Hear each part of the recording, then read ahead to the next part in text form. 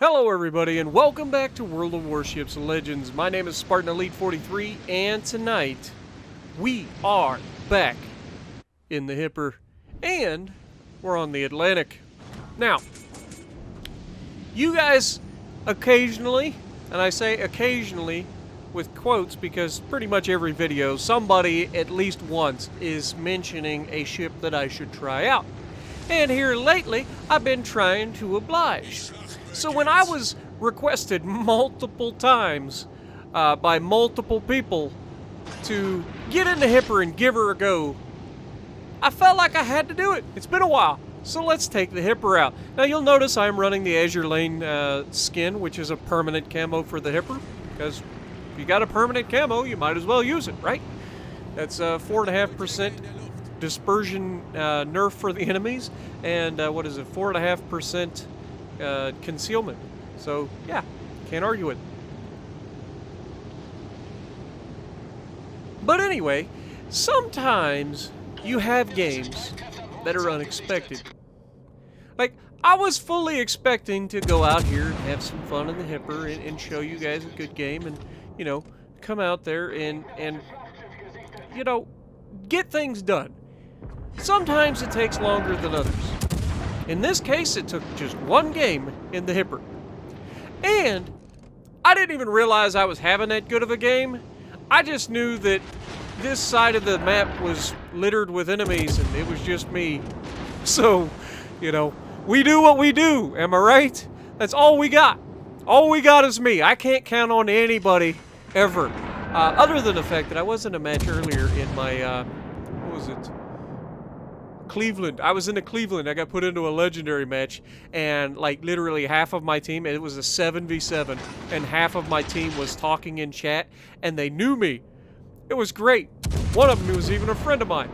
So it was pretty awesome. And we communicated, and we steamrolled the enemy. It wasn't even close. Imagine that. Communication, folks. It's a fantastic thought.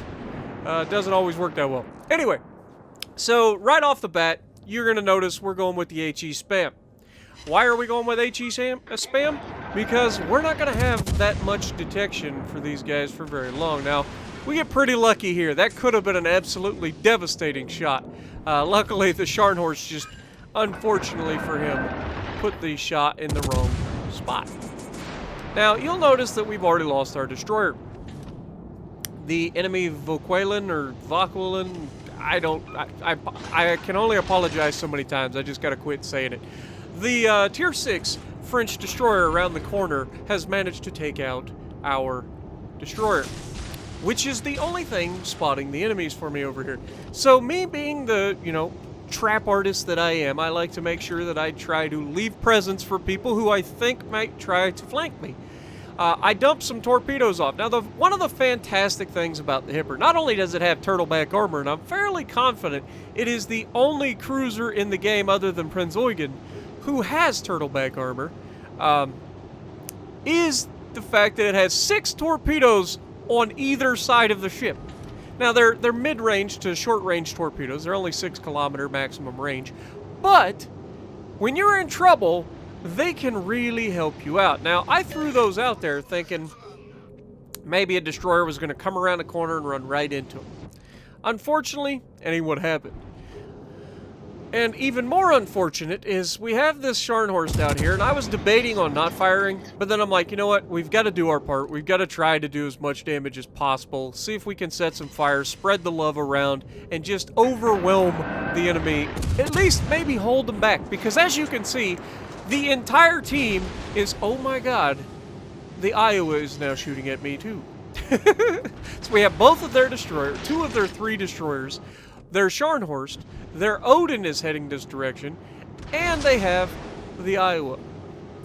Yeah, this is not what you would call a preferable situation. However, I am not one to look a gift horse in the mouth. I like damage games, so it's time to put up or shut up, right? I always talk about how sometimes the teams can just be just absolutely abysmal, and all you can do is take what you can get before the inevitable demise. Sometimes that team that is completely and utterly useless manages to surprise you. And by surprise you, I mean there are going to be a couple of them that are capable in thinking and breathing at the same time. But we just took a pretty nasty hit. Whether it was the Scharnhorst or the Iowa, I wasn't 100% sure. But we're quickly starting to lose health. And you can see I'm trying not to just straight up do the T-Bowl shuffle. But at the same time, I cannot sit here broadside on to 2 battleships and let them tee off on me. So I have to keep bow tanking and stern tanking, kiting away as best I can while maintaining fire on the enemy, as well as avoiding running into the edge of the map. Now, you will notice pretty quickly that the friendly team has cornered a destroyer. They have got to be very close to knocking that destroyer out because he's the only thing spotted and they're all right there. But don't worry, guys. We are not going to leave this base to be capped by the enemy. I refuse. So we're going to start swinging away, giving ourselves a cushion between the base and the edge of the map so that I can maneuver my ship a little bit better. Now, one of the things that I hate about the Hipper is its slow turret traverse. And a lot of people can point to my builds of my commanders and how I do my cruisers, especially heavy cruisers, as to one of the reasons I have slow turret traverse.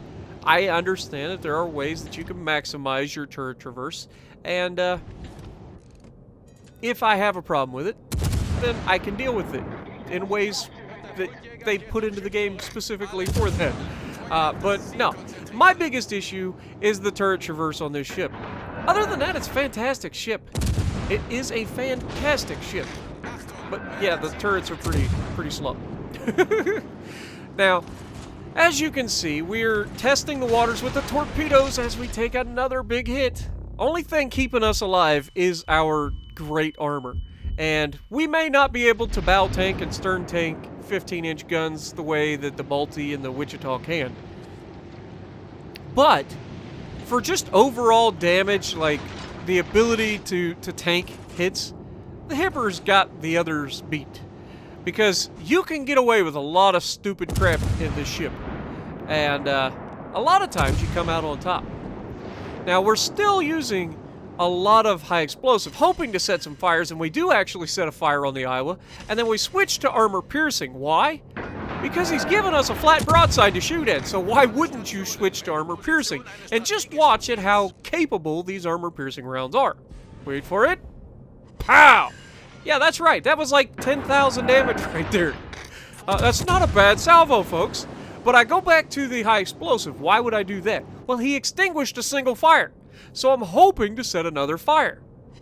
And we get 2 fires. Because RNG giveth and RNG taketh away. Am I right? So now that we set 2 fires on the Iowa, I switch over to the Odin. Because I want to set some fires on the Odin.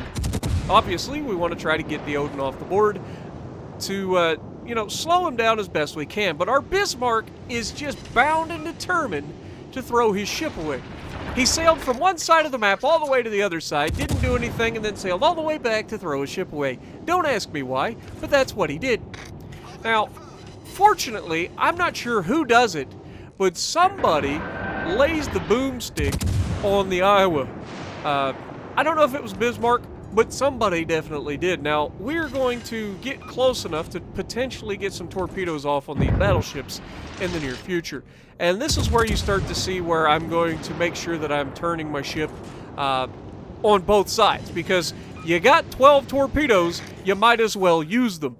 Especially when things are starting to get in range. Now, the Odin gets the first salvo of torpedoes launched against him, I'm fairly confident. Or maybe it's the Iowa. Either way, this is a very precarious position to put myself in. Broadside on to 2 battleships at very minimal range. Luckily, like I said, the Iowa gets the boomstick dropped on him, so we go ahead, we spray 6 torpedoes in the direction of the Odin, giving him a little bit of a spread, hoping to God that he does not turn to avoid them. But we want to cover just in case he does. And unfortunately, we leave him with just a little too much room on this first salvo. And he has a giant hole to drive through. It's unfortunate, but that's the way it goes sometimes. Now, did I mention anything about the torpedoes actually having a relatively quick reload time? Because they do, and it comes in very, very handy. Now, we've got 87,000 damage done right now, and as you can see, we're able to do quite a bit of tanking against this Odin. Now, he manages to dodge all of that second salvo of torpedoes as well, which is definitely not preferable, but he's getting into no man's territory. Now, what does that mean? Well, it means that you've dodged torpedoes multiple times in a battleship which has severely limited your mobility and your ability to avoid the next ones. And because the Hipper is so uniquely capable of getting torpedoes on targets at close range, this is a position that this Odin is going to come to regret. Because having the foresight to dodge all the torpedoes initially is ultimately what's going to cause him to take these. As he takes one, and yep, that's going to be the death. Sorry, buddy. You played well. And now we're at 107,000 damage. Still refusing to go down. And like I said, I love my Baltimore. I love Wichita. Both are fantastic. The Hipper has the special sauce. It's fully capable of dishing out paddlings with armor piercing, as we saw on the broadside of the Iowa. It's fully capable of being a fire starter, and it's definitely more than capable of taking hits.